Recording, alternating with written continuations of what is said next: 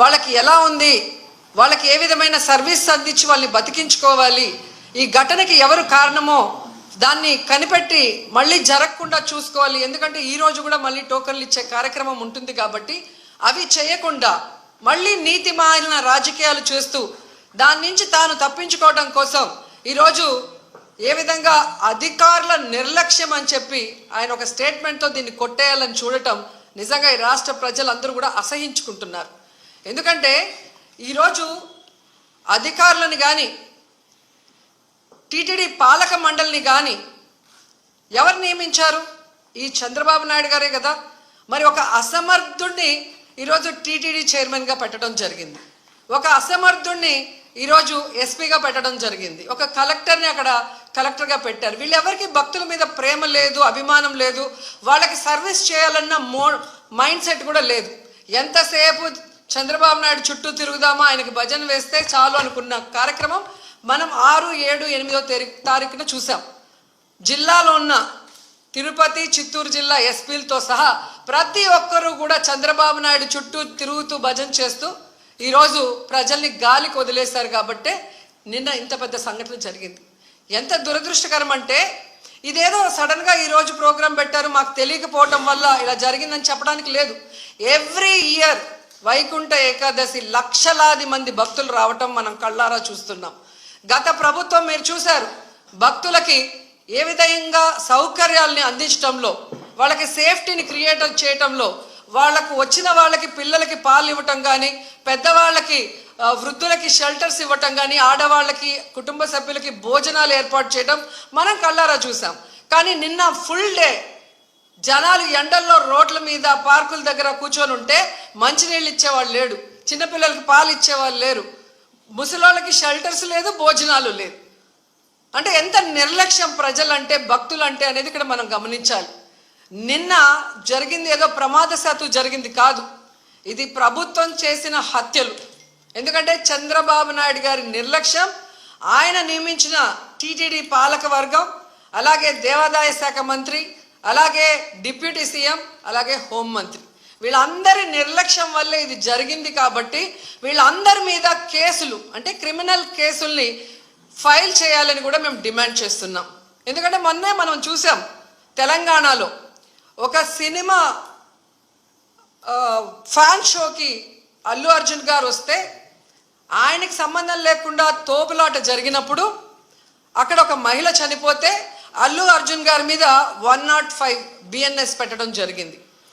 మరి అలాంటప్పుడు ఇక్కడ ప్రతి సంవత్సరం లక్షలాది మంది వస్తారని తెలిసి వాళ్ళకి సేఫ్టీ కల్పించి, వాళ్ళకి అన్ని సౌకర్యాలు అందించి, వాళ్ళకి టికెట్లు ఇవ్వడానికి క్యూలో ఏర్పాట్లు చేయాల్సిన బాధ్యత ఉన్న చంద్రబాబు నాయుడు గారి నుంచి, టీటీడీ చైర్మన్ పాలక మండలి నుంచి కింద స్థాయి ఎస్పీ వరకు మరి అందరూ బాధ్యత వహించాలి కదా.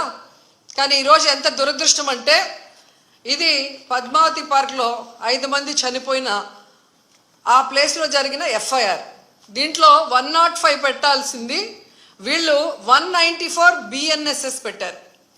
అలాగే విష్ణు నివాసం దగ్గర ఒకరు చనిపోయారు, దానికి కూడా 105 పెట్టాల్సింది 194 BNSS పెట్టారు. అంటే ఇది ప్రమాదవశాత్తు జరిగింది, ఏదో జారి పడిపోయి తొక్కిసలాట జరిగింది, దీంట్లో ఎవరు కూడా కావాలని చేయలేదు, మాకెవరికి దీంట్లో సంబంధం లేదు అని చేతులు కడుగేసే కార్యక్రమం చేస్తున్నారు. ఎందుకంటే వైకుంఠ ఏకాదశి దర్శనానికి వచ్చే భక్తులకి అన్ని సదుపాయాలు కల్పించాల్సిన బాధ్యత ఈ రాష్ట్ర ప్రభుత్వానికి ఉంది. ఈ రాష్ట్ర ప్రభుత్వం ఆ జిల్లా ఎస్పీకి, అలాగే కలెక్టర్కి బాధ్యతనిస్తారు, అలాగే పాలక మండలికి బాధ్యతనిస్తారు. సో వీళ్ళందరూ కోఆర్డినేషన్ చేసుకొని చేయాల్సిన పనిని ఈరోజు వీళ్ళు నిర్లక్ష్యం చేసి 6 మంది ప్రాణాలు బలికొని 34 మంది గాయాల పాలైతే ఎవరికి సంబంధం లేదు, ప్రమాదవశాత్తు జరిగిందని 194 BNSS పెట్టడం ఎంతవరకు సమంజసం? సో ఈరోజు నేను అడుగుతున్నాను, మొన్న విజయవాడలో హైందవ శంకారావం చేశారు, హైందవుల్ని మనం కాపాడుకోవాలి. మరి ఈరోజు ఇంతమంది హైందవ భక్తులు చనిపోతూ గాయాలవుతుంటే ఎక్కడికి వెళ్ళారు ఈ పీఠాధిపతులు? ఇప్పుడు బయటికి రండి, బయటకు వచ్చి తిరుమల పవిత్రతను కాపాడండి, అక్కడ చనిపోయిన వాళ్ళ కుటుంబాలతో మాట్లాడండి, ఆ చనిపోవటానికి కారణమైన ఈ ప్రభుత్వాన్ని, పాలక మండలిని నిలదీసి వాళ్ళ మీద క్రిమినల్ కేసులు పెట్టేంత వరకు మరి ధర్నా చేయండి. ఎందుకు మాట్లాడట్లేదు?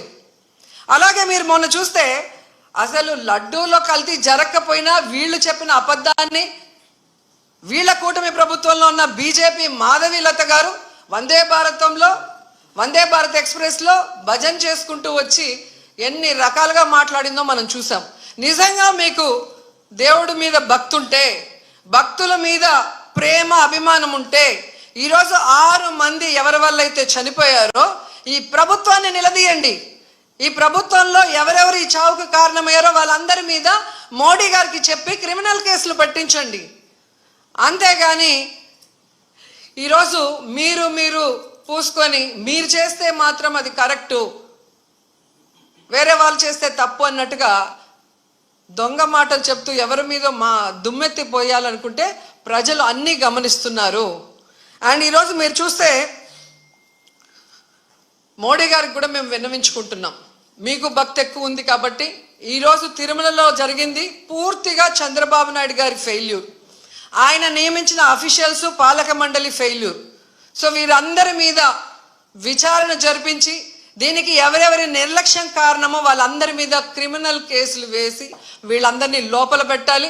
ముందు వీళ్ళందరితో రాజీనామా చేయించాలని కూడా డిమాండ్ చేస్తున్నాం. ఇక హోంమంత్రి గారు ఉన్నారు, ఎప్పుడు ప్రెస్ మీట్ పెట్టి ఎవరి మీద దుమ్మెత్తిపోద్దామా, ఎవరిని మాట్లాడదామా అనుకుంటున్నారే తప్ప వీళ్ళు వచ్చిన తర్వాత ఈ రాష్ట్రంలో లా అండ్ ఆర్డర్ ఎలా దిగజారిపోయింది, మహిళల మీద ఎలా అఘాయిత్యాలు అవుతున్నాయి, ఏ విధంగా మనుషులు చనిపోతున్నారు తోపులాట్లో పోలీసుల నిర్లక్ష్యం వల్ల, వీళ్ళకి కంట్రోల్ లేదనేది స్పష్టంగా అర్థమవుతుంది. సో ఇలాంటి వాళ్ళని హోంమంత్రిగా పెడితే ఇంకెంతమంది ప్రాణాలు తీస్తారో ఒకసారి మీరే ఆలోచించి యాక్షన్ తీసుకుంటే మంచిదని కూడా కోరుకుంటున్నాను. అండ్ మనకొక సనాతన యోధుడు తిరుపతిలో ఆయన డిక్లేర్ చేసుకున్నాడు, నేను సనాతన యోధుణ్ణి, హిందువుల పక్కన నిలబడుతున్నా, హిందువులకు ఏదైనా జరిగితే నేను ఊరుకోను అన్నాం. అదే తిరుపతిలో ఈరోజు 6 మందిని మీ కూటమి ప్రభుత్వం చంపేసింది. దీనికి మీరు ఏం ప్రాయశ్చిత్తం చేస్తారు?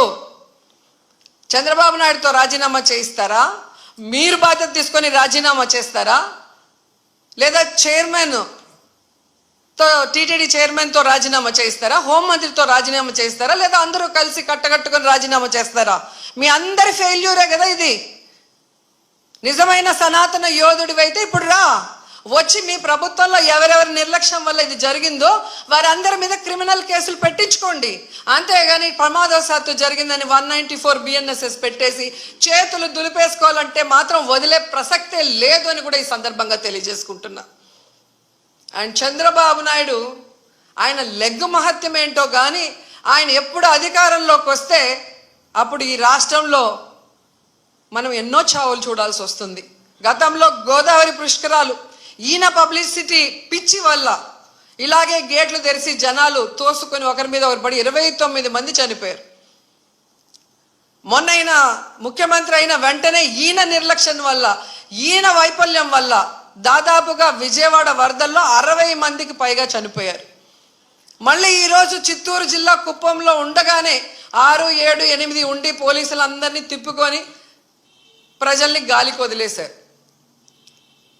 మానిటరింగ్ లేదు, ఎన్ని లక్షల మంది వస్తున్నారు, వీళ్ళకి ఏం సదుపాయాలు చేశారు, వీళ్ళకి ఎలా టోకన్స్ ఇస్తున్నారు, ఎక్కడ క్యూ లైన్స్ ఇచ్చారు అనేది ముఖ్యమంత్రి పట్టించుకోడు, చైర్మన్ పట్టించుకోడు, ఎస్పీ, కలెక్టరు, అలాగే ఎండోమెంట్ మినిస్టర్ ఎవరు పట్టించుకోరు. బాగా జరిగితేమో మా గొప్పతనం 30 years ఇండస్ట్రీ, 40 years ఇండస్ట్రీ అని గొప్పలు చెప్పుకుంటారు. లేదు అంటే గత ప్రభుత్వ వైఫల్యం లేదా అఫీషియల్స్ వైఫల్యం అని ఎప్పుడు ఎవరో ఒకరి మీద దుమ్మెత్తి తప్పించుకోవాలన్న ప్రయత్నం చేస్తున్నారు. ఇది సీరియస్గా తీసుకోవాల్సిన ఇష్యూ.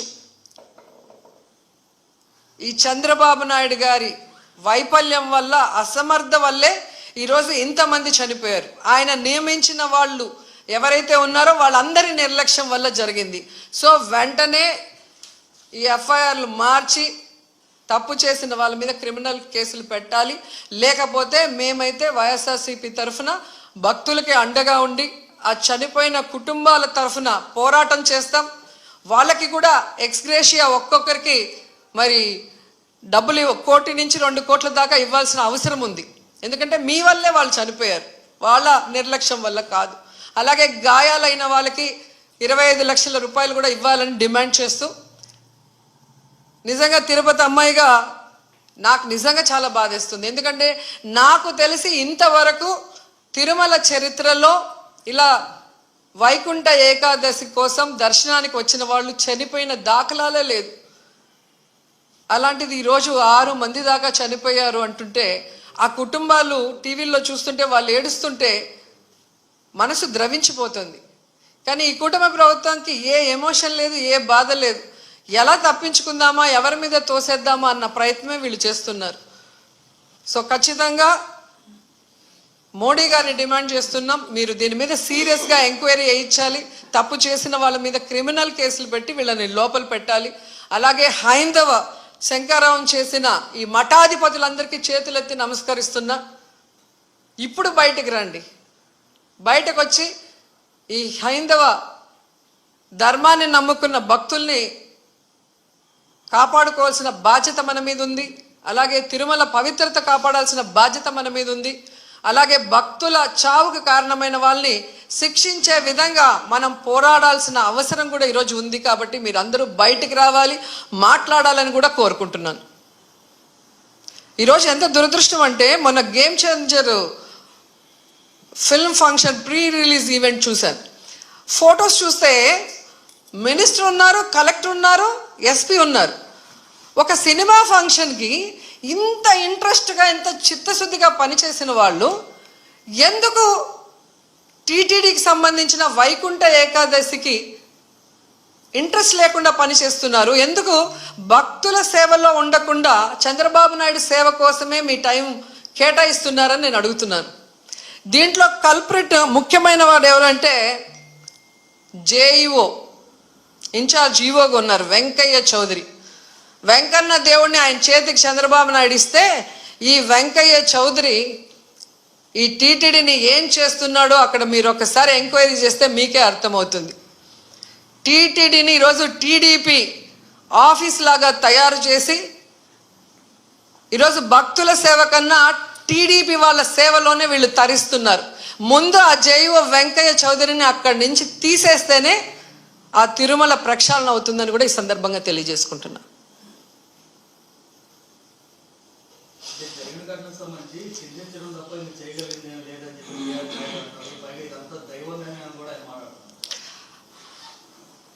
దేవుడి మీద భక్తి లేని వాడికి,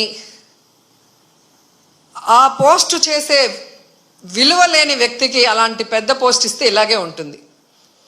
ఆయన ప్రెస్ మీట్లు పెట్టి రాజకీయం మాట్లాడతాడు, జగన్ గారిని తిడతాడు. కానీ ఒక టీటీడీ చైర్మన్గా తన బాధ్యత ఏంటి, వైకుంఠ ఏకాదశికి ఎలాంటి ఏర్పాట్లు చేయాలి, ఈఓని, ఎస్పీని, కలెక్టర్ని కలుపుకొని కోఆర్డినేట్ చేసుకొని ఎలా వచ్చే భక్తులకి అన్ని సదుపాయాల్ని, సేఫ్టీని అందించాలన్న ఆలోచన ఇతనికి లేదు.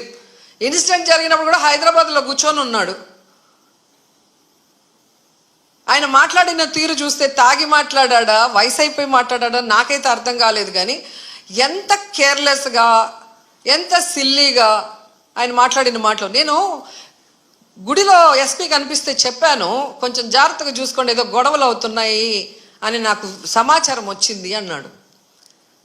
మరి ఎస్పీకి చెప్పిన తర్వాత ఎస్పీ కరెక్ట్గా చూసుకుంటున్నాడా లేదా మానిటరింగ్ చేయాల్సిన బాధ్యత చైర్మన్కి, బోర్డు మెంబర్స్కి ఉంది కదా. మరి నువ్వు హైదరాబాద్లో కూర్చుంటే తిరుపతిలో టికెట్లు ఏ కౌంటర్లో ఇస్తున్నారు, వాళ్ళకి ఏం సేఫ్టీ ఉంది, వాళ్ళకి ఏమి సౌకర్యాలు అందుతున్నాయో ఎలా తెలుస్తుంది మీకు?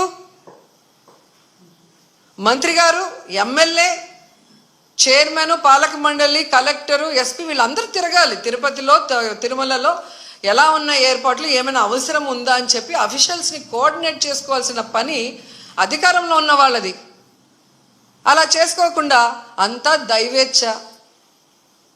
నేను ముందే అనుకున్న, ఎస్పీ గారికి చెప్పా, వినలేదు అంటే ఎవరిని ఇరికిచ్చి తప్పించుకోవాలనుకుంటున్నారో వాళ్ళే గమనించుకోవాలి. గతంలో టీటీడీ చైర్మన్లుగా పనిచేసిన వాళ్ళు కరుణాకర్ రెడ్డి గారు ఉన్నారు మనకు, అట్లాగే సుబ్బారెడ్డి గారు ఉన్నారు. ఎంత చక్కగా భక్తుల సేవలో వచ్చిన వాళ్ళకి అన్ని సౌకర్యాలు అందించి అందరూ కూడా దర్శనం చేసుకొని తరించే విధంగా ఎలా ఏర్పాట్లు చేశామో 5 ఏళ్ల కాలంలో భక్తులను అడగండి. వచ్చిన ఫస్ట్ ఇయరే మీరు ఈ విధంగా చేస్తే నెక్స్ట్ ఎలా వస్తారు భక్తులు? భయపడిపోరా?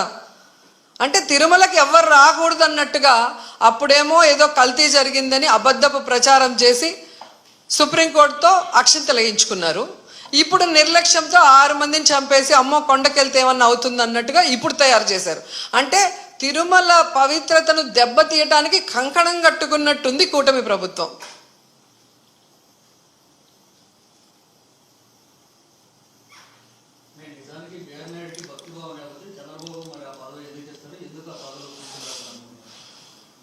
అది చంద్రబాబు నాయుడు గారు చెప్పాల్సిన విషయం. ఎందుకంటే సొంత జిల్లాలో ఇంత పెద్ద ఇష్యూ జరిగింది. బిఆర్ నాయుడు చిత్తూరు జిల్లాకు చెందినవాడే.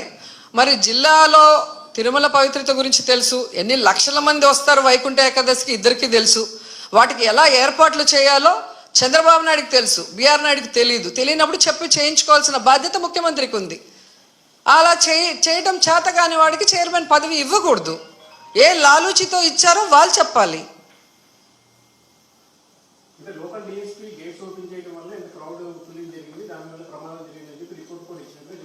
ఎవరిచ్చారు రిపోర్టు? ఏ ఆఫీసర్ ఇచ్చాడు చెప్పండి. మరి డిఎస్పీ ఎవరిని అడిగి తీశాడు? ఆయన ఓన్గా ఆయన తీయడు కదా. మరి ఎవరు ఆయనకి ఇన్ఫర్మేషన్ ఇచ్చాడు తిమ్మని చెప్పి? అది కనుక్కోవాలి కదా ఎవడో ఒకటి మీద. ఇప్పుడు చంద్రబాబు నాయుడు అఫీషియల్స్ అంటాడు, అఫీషియల్స్ ఏమో డిఎస్పీని. అంటే ఎవరిని బలి చేద్దామా అన్నారు, కానీ కానిస్టేబుల్ మీద ఇలా డిఎస్పీతో ఆగినారు. వినేదానికి కూడా నమ్మకంగా ఉండాలి కదా. ఒక అబద్ధం చెప్పినా మీకు బిఆర్ నాయుడు నేను ఎస్పీకి చెప్పాను, నాకు గొడవలు అవుతాయని ఇన్ఫర్మేషన్ ఉంది, జాగ్రత్తగా చూసుకోండి అని నేను చెప్పాను అని ఆయన చెప్తున్నాడు. మరి అది ఎక్కడ ఎవరి ఫెయిల్యూరు? ఎస్పీ ఫెయిల్యూరే కదా. మరి ఎస్పీ మీద ఇవ్వకుండా డిఎస్పీ మీద ఎందుకు ఇచ్చారు? అంటే అబద్ధాలు ఎవరికి నచ్చినట్టు వాళ్ళు ప్రెస్ వాళ్ళు రాగానే తెలియక చెప్పేశారు, దాంట్లో వాళ్ళే ఇరుక్కుపోతున్నారు. ఇది ఎవ్రీ ఇయర్ జరిగేదే కదండి. ఇప్పుడు కోవిడ్ లాగా ఏదో సడన్గా వచ్చింది, అది ఎలా ఉంటుందో తెలీదు, మేము చేయలేకపోయినామంటే అర్థం ఉంది. అలాంటి సమయంలో కూడా జగన్మోహన్ రెడ్డి గారు వయసులో చిన్నవాడైనా ఇండియాలోనే బెస్ట్గా ఈరోజు ప్రజల్ని కాపాడుకోవడానికి, వాళ్ళకి వైద్యాన్ని అందించడానికి, వాళ్ళకి టెస్టింగ్లు చేసి, వాళ్ళకి కోవిడ్ సెంటర్లు ఏర్పాటు చేసి, వాళ్ళకి నాణ్యమైన ఫుడ్ పెట్టి, మళ్ళీ వాళ్ళు బయటికి వెళ్ళి పని చేసుకోలేరని 1000 రూపాయలు ఇచ్చి బియ్యము కూరగాయలు అన్నీ ఇచ్చి ఎలా కాపాడుకున్నారు? కోవిడ్ గురించి తెలియనప్పుడే ఆయన అంత చేస్తే నీకు ఎవ్రీ ఇయర్ జరిగేది కదా. ఇది ఎన్ని లక్షల మంది వస్తారో తెలుసు కదా. తెలిసినప్పుడు ఏర్పాట్లు చేసుకోవాల్సిన బాధ్యత మీకుంది, దానికి మాట్లాడుకోవాల్సిన బాధ్యత మీకుంది. అవన్నీ వదిలేసి ఎవడో ఒకటి మీద వేస్తే ఒకడికి సంబంధించింది కాదు కదా, ఇది లక్షలాది మంది భక్తులకు సంబంధించింది. రేపొద్దున వీళ్ళందరూ పైకి వస్తారు కదా దర్శనానికి, అప్పుడు ఇంకా ఎక్కువ తోపులాట ఉంటుంది. మరి అక్కడ ఎలా కంట్రోల్ చేస్తారు?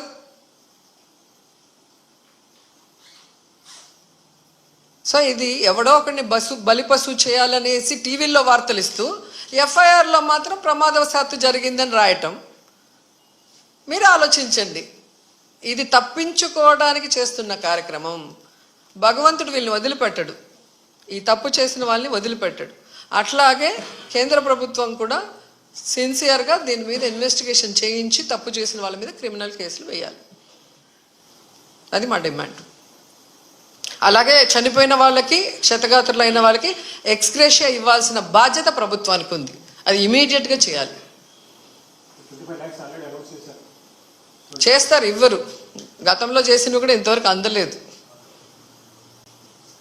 వాళ్ళంతా సీరియస్ ఇష్యూ అయినప్పుడు ఊరికే అట్లా